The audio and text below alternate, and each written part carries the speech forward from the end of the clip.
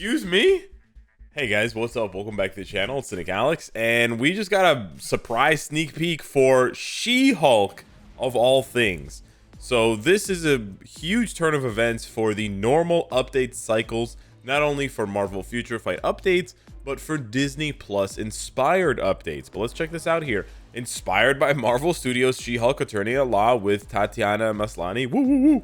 Jennifer Walters is ready to serve justice in her own way, as I have massive cat hairs in my mouth. Okay, very cool. Let's go over to the forums. In the forums, they're saying this talented lawyer has gained new powers after a blood transfusion from her cousin, just like is referenced in episode 1 of the new show. The show, by the way, quite good. CGI is a little dodgy, but the show is very good. The writing is quite nice.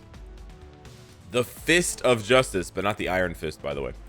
Check out the new looks of this powerful superhero who embodies strength and smarts. If we go over and we watch the teaser here, we see this nice sort of DNA thing, She-Hulk, high levels of gamma radiation. We got a little throwback to the old sneak peeks. We see this from the trailer, this little room where Hulk, you know, Mark Ruffalo's character is trying to trigger her transformation into She-Hulk through stress and danger. I don't know exactly where the T3 symbol is. I know it's somewhere. Maybe there are 3 blades, and the blades make a T. I'm not sure. There's got to be a tier 3 somewhere here. I haven't been paying attention, to be honest, and I have not looked at the comments. Usually the comments on Twitter actually point out the T3. But I mean, it would be weird if she didn't get a tier 3 and she just got a uniform. But I actually don't see anyone pointing out the T3. They're just talking about her twerking and Namor. Oh, there we go. Oh, okay. Oh, that's so obvious. Oh, okay. There you go. T3. They just changed the E to a 3. Okay, nice. I'm not, no judgment here, Sneak Peek team. You did a wonderful job. I just didn't think you guys would be so, you know, I didn't think you guys would do this. I thought there's going to be like, you know, something with the 3 of these, or like there would be a T mixed in here. There's a lot of opportunity for misdirection. But yeah, this is nice too. Just straight to the point. Bang, bang, boom. Jennifer wouldn't want us wondering. So yeah, we're getting a new She-Hulk uniform like that, which is sort of her training outfit when she's with Hulk, Bruce Banner. And then she's going to get a tier 3. So this is pretty cool. As far as the character goes, so that's the sneak peek. There's really not much else to talk about it. As far as the character goes, this is an interesting thing here. So this should be a mid-month update, because if we go ahead and look back, it still says August update. Now, I know you're thinking, Alex, it's already September 2nd. Why are they saying this is August? This is just the way that it works. They designate this as an August sneak peek because this is still part of their August update cycle. We are not going to be getting a full maintenance update here, right? We're going to be getting She-Hulk, and honestly, based on the wording here, we should get another sneak peek. So the full August update, as they planned it out, was going to be the Fear Itself update with the 4 new uniforms, and I think Gore, World Boss Legend. And then the Warriors of the Sky, Sunbird and Blue Dragon, tier 4, and Miss Marvel, tier 3, and then She-Hulk, tier 3, and whatever else is coming. Some people speculate that it's Black Widow, tier 4, because of data mine information, but it really could be anything. So it does feel like a mishmash of things. There's some small connection with these characters being Avengers, but otherwise it just feels like they're throwing a lot of stuff at us. But I'm not complaining about that, because they're throwing a lot of stuff at us. And we need more stuff in Marvel Future Fight. That's really been a criticism of the game lately. I know this is not exactly the stuff we're looking for. We're looking for new characters, and we're looking for updates to existing game modes. But at least we know for sure that the development of this game is not slowing down. And that's something I want you to remember for later, because I'm going to release a second video today discussing another Marvel game where the development has slowed down massively. But for a 7-year-old game to still be throwing this much at us, that is really good. Now, going on that of them throwing a lot of stuff at us and them throwing She-Hulk at us, this is a game changer. This is huge, because prior to She-Hulk, we were waiting months right? We were waiting months after WandaVision came out, months after Loki, months after Captain America Falcon and the Winter Soldier, months after all of these Disney Plus shows to get these Disney Plus uniforms, and they started to fall flat. They started to feel like they had just missed the boat and they just were too late. Now, I don't know if Marvel has decided to allow the games, more flexibility, or if they're just trying something new and they're saying, hey, let's advertise this more in line with when it's out. But I think this is a really good change, and I hope that this continues, right? If Miss Marvel had dropped like right after the show ended, when all that hype was out about her potentially being a mutant, that would have been nuts.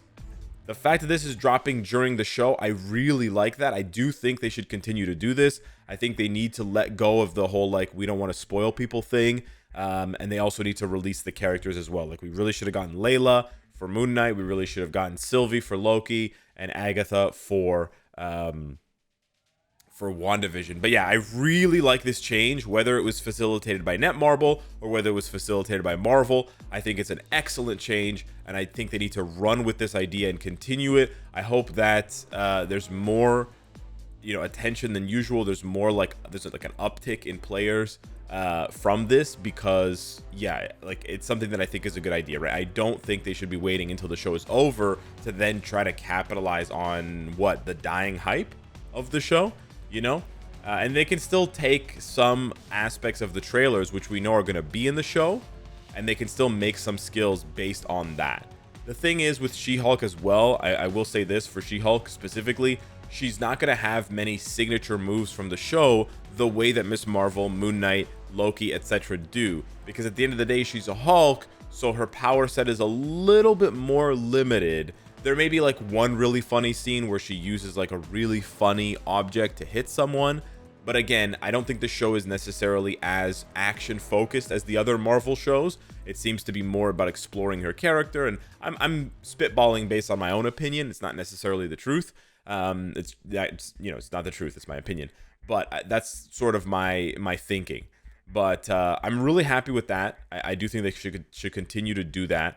And hopefully we see more of that in the future, because there's way more Disney Plus shows coming, and I don't really want to wait 2 to 3 months after they came out for the uniforms and the upgrades for those characters and stuff, right? And the new characters as well. They need to start giving us new characters, please. Now, as far as She-Hulk, she is one of the most unique characters in Marvel Future Fight because she has the leadership that increases damage to males, and all World Boss Legends are currently male.